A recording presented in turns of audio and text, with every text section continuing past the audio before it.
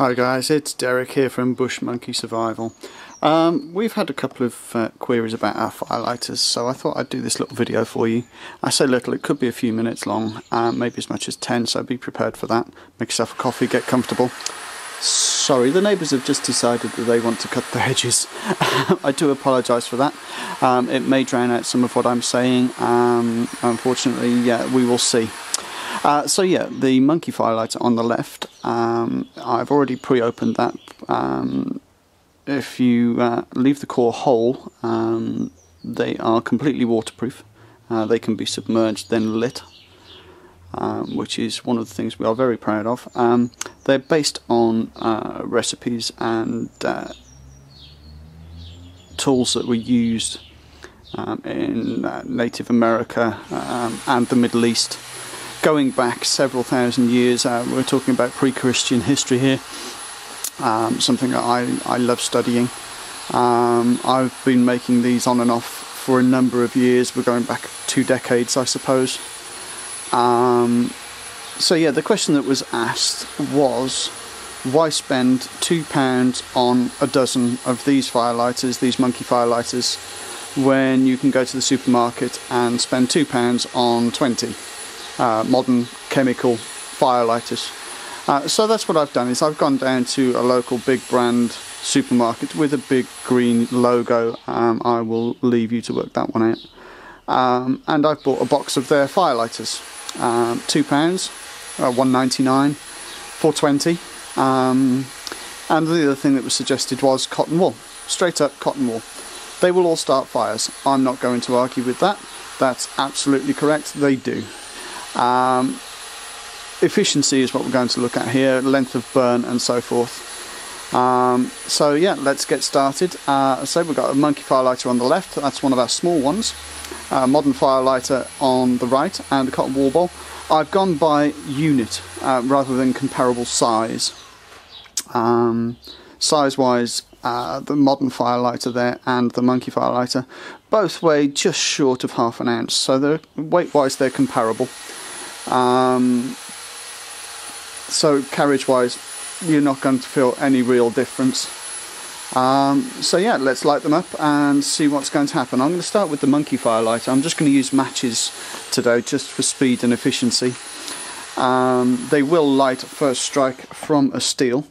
So we're going to start with the monkey firelighter, move on to the supermarket one, and then on to the cotton, because that's going to go out last. So there we go, we'll get that one burning there.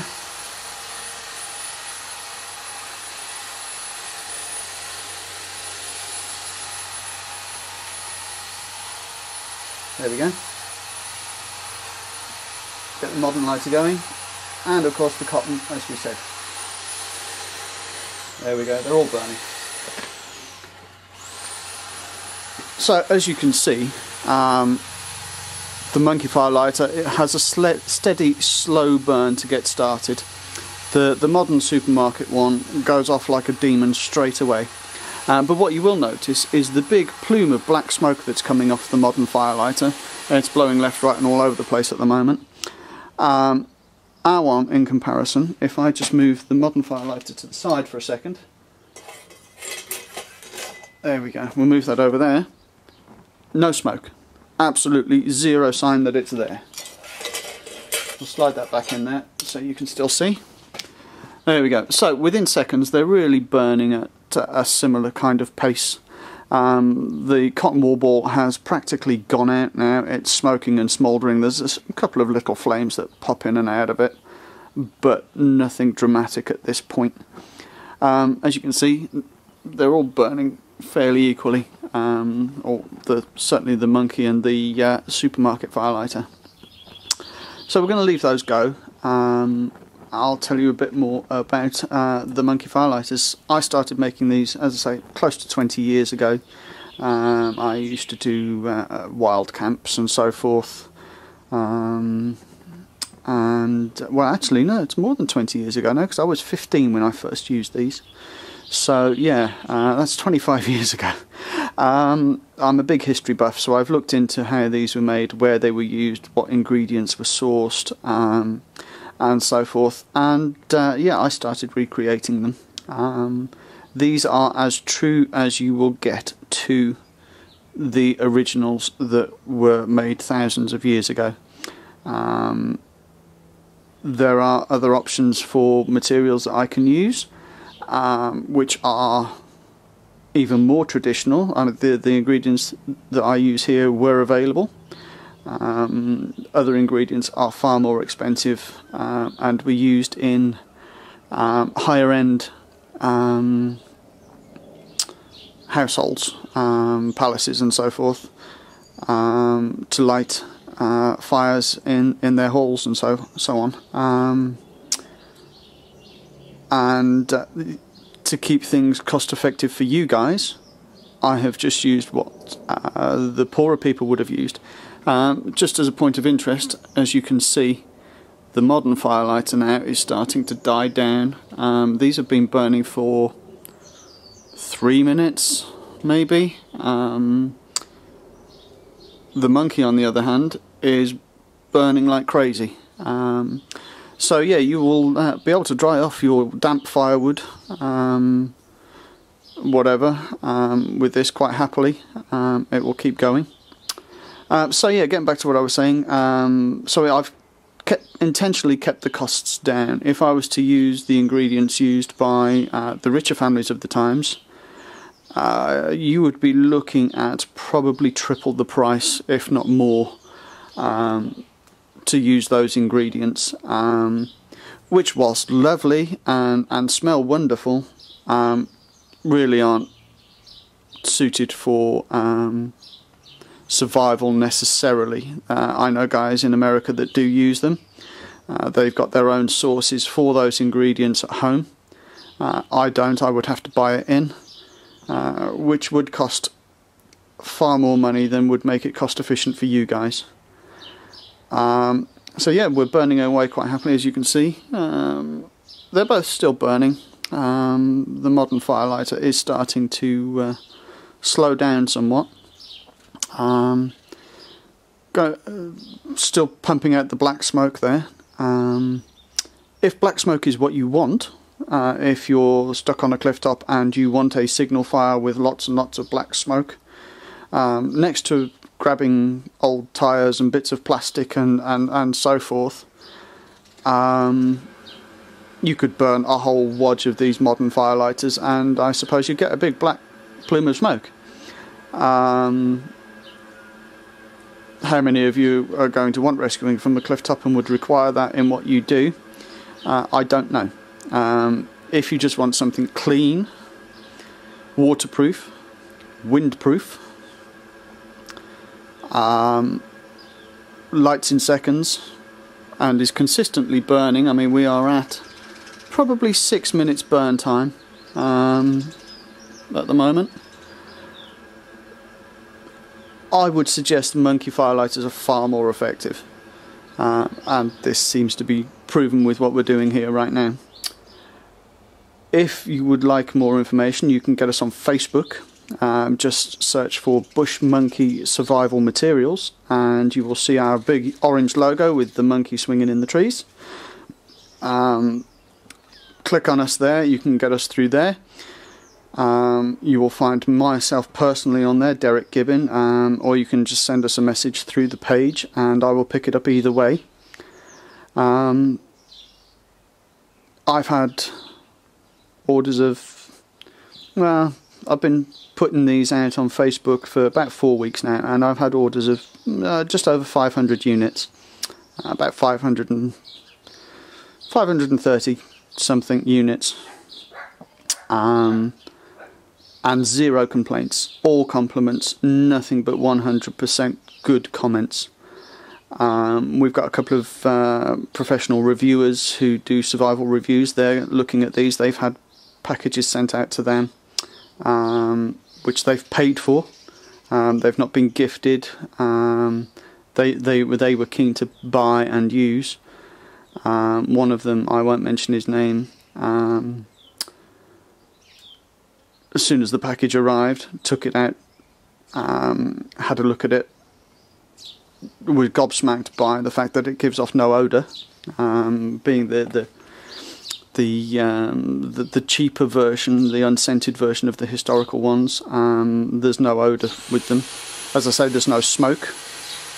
But yeah, he took one out of the pack, took it out into his garden as we're doing here. Popped it open, got his fire steel, it lit first spark, and from what I can understand, it burnt for nigh on 15 minutes. I'm guessing he used one of the larger ones. I mean, we're at about 8 minutes now on this one, and it's still ticking away nicely. The modern firelighter is pretty much done. There's a little flicker there, which is coming and going. And the bush monkey, on the other hand, is still popping away quite happily. I say, excuse the neighbours, they are busy doing what they need to do, and we've got to give them their time to do that. So there we go. The modern firelighter has now completely burnt out. It's done, finished. Good night, Vienna. And the monkey's still going strong and burning away happily. So yeah, this is what I was trying to say. If you want something that's going to keep on ticking, then brilliant. Just something to mention, being as the supermarket one has gone out now. If I just pan across and zoom in, you will see that there is a little block of residue from the modern firelighter.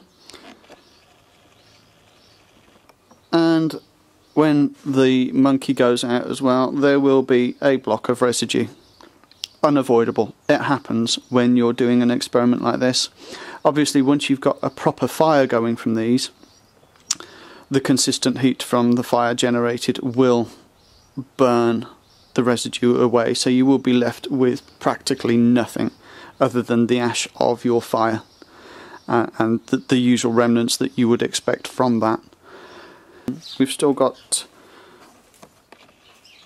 quite a flame there. Let me just, sorry about the jerky movements. I have got horrible arthritis and my wrists are in straps, so moving a camera on a tripod like this can be a little bit jerky, for which I apologise, as I say. So yeah, the black in the tray that you can see there on the camera, these are my burn trays that I use when I have people coming over and I'm demoing them. So over time it's developed a layer of remnant. As I say, that will disappear if you were lighting a fire as opposed to just having a lighter lit. So yeah, smokeless, odourless. We're getting a little bit of smoke now as it's finishing to burn off, but it is a tiny, tiny, tiny amount of white-grey match smoke, I suppose is the best way to look at it. It's no more than you would get off a match or a candle or something of that nature. It is still burning. You can still see the odd flicker here and there. Let me just pan down again. It is dying out slowly. But we are getting there, and there it goes. Oh no, it's still kicking. It's still kicking. There's a little bit of life left in it yet. So yeah, we are at probably 12 minutes burn time now. And it's pretty much done. It's pretty much done. I wouldn't give it much more than another few seconds of flickering. But at this point, 12 minutes of consistent burn should be enough to light most kindling. If you're absolutely sodden, woodland and everything you've got is soaked right the way through to the core, all your kindling's soaked through, you've been pulling it out of a lake. We're still getting some flickering there. There's a few odd flames, so it's still giving off heat. As you can see, the final smoke of it dying is there, but you would get some smoke once you start burning wood anyway. So yeah, I would suggest that these will get any fire going. So yeah, there we are. As I say, find us on Facebook, Bush Monkey Survival Materials. We will have a website up very shortly. We're having a few issues building it up at the moment, but you will be able to order. I'm looking at eBay as well. So yeah, enjoy folks. If you want to order, get in touch with me. I will post up the review videos when they come along, and yeah, we will go from there. Okay folks.